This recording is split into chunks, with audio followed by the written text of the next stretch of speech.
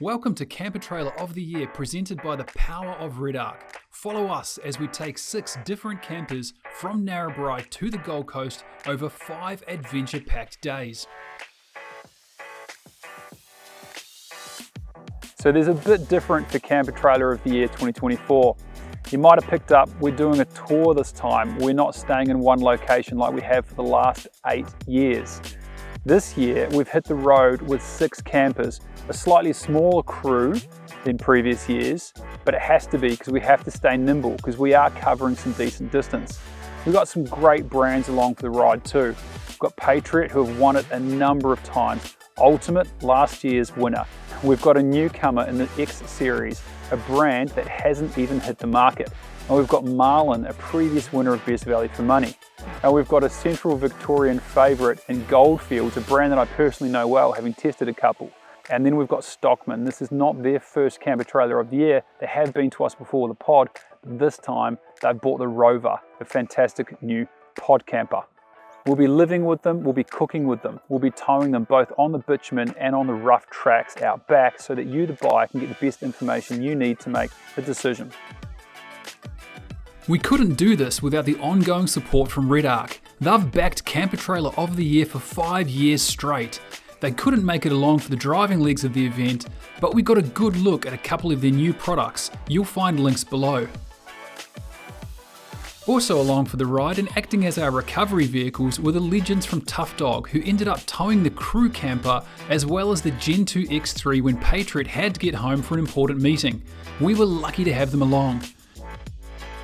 We're down at the Narrabri Visitors Information Centre for our Camper Trailer of the Year showcase.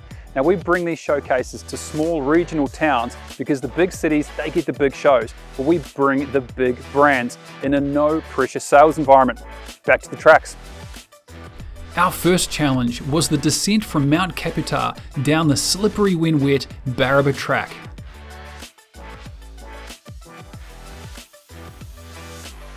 At the top of Mount Kaputar National Park is a fantastic campground called Dawson Springs. It's got hot showers, great toilets, and it even has a couple of cabins. Now, if you decide to stay up here, there's quite a lot to see and do. There are a number of walking tracks and a number of full drive tracks and some of the best lookouts around Narrabri.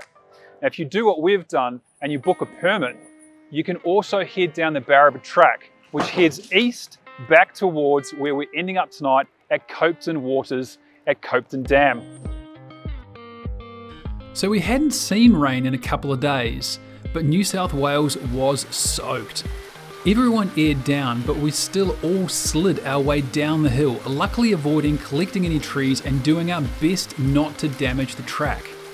What was impressive were the 2 Land Rovers. They might have a reputation as a city SUV, but with their traction aids on, they made it look easy. A quick loop for the cameras as the sun set and we were off to camp, arriving well after dark.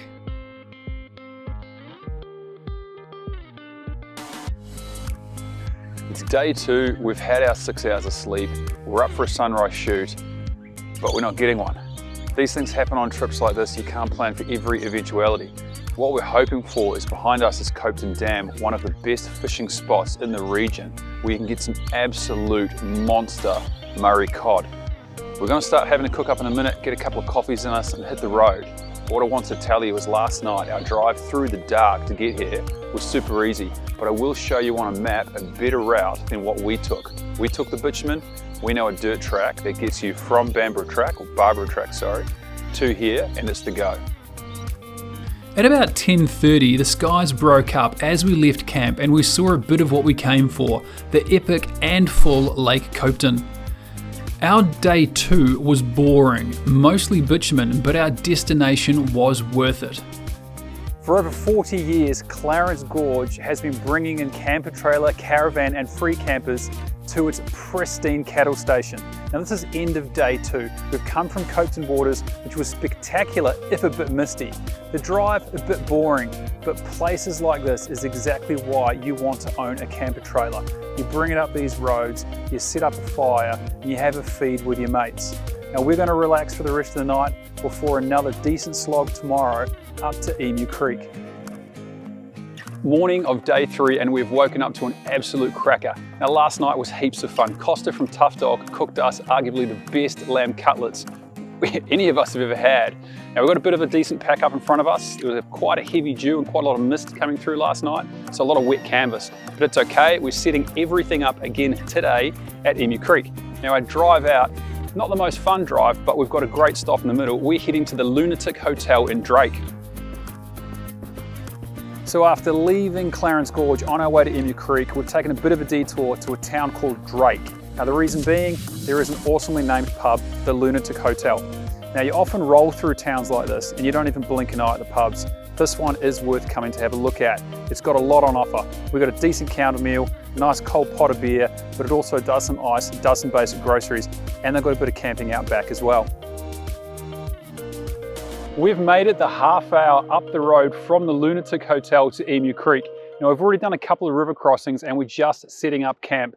Now why we chose here is because this is a dedicated full drive park and our hosts Frank and Lynn have given us the inside line on where we can test these campers to their fullest. So start of day 4. Yesterday we came up from Clarence Gorge and found our way to Emu Creek Retreat. Now this is a bit different to Clarence Gorge, where we had a fantastic campsite. This is an outrageous 4-wheel drive park. Now we did a few tracks, a few with the trailers. What really stands out is the opportunity to unhitch the trailer and spend a few days fanging around in the hills. But what really stood out to us was the hospitality of Frank and Lynn. These guys have had this park for decades now. Anyone who's been here remembers Frank and Lynn for their stories, their hospitality. They cooked us up a mean feed and kept us entertained most of the night around the campfire. Onwards to Janowen Hills. Welcome to Queensland. Actually not quite, that's the border right there. Now we've come through Head Gate, a quite quiet and unknown border crossing between New South Wales and Queensland. And why do we go here? Because we hate the bitumen. Camper trailing is not about taking freeways. Now, if you want to find places like this, do the same as we did. Jump on Hema Maps, have a good hunt around, make your itinerary and save it. And if you want to read our itinerary or download the GPX file for it, you'll find it with the stories we're writing and with the video description below.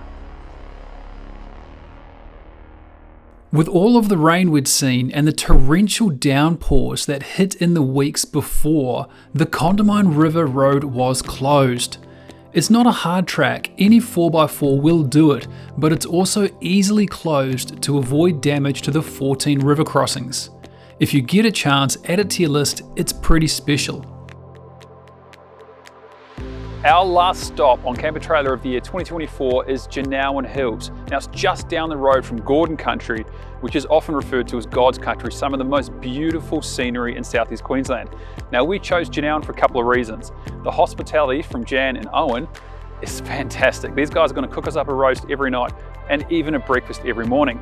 But it also is going to give us a really good area to push the trailers and the drivers to near their limits. There are some amazing tracks in here, right up from competition grade down to family tourer level. If you're looking for somewhere to go for a bit of a drive while camping for a few days, this is the spot. It's morning of day 5 and unfortunately the last day of Camper Trailer of the Year 2024, sponsored by the power of REDARC. Now most of the entrants have gone home after some challenging few hours up in the Janowen Hills.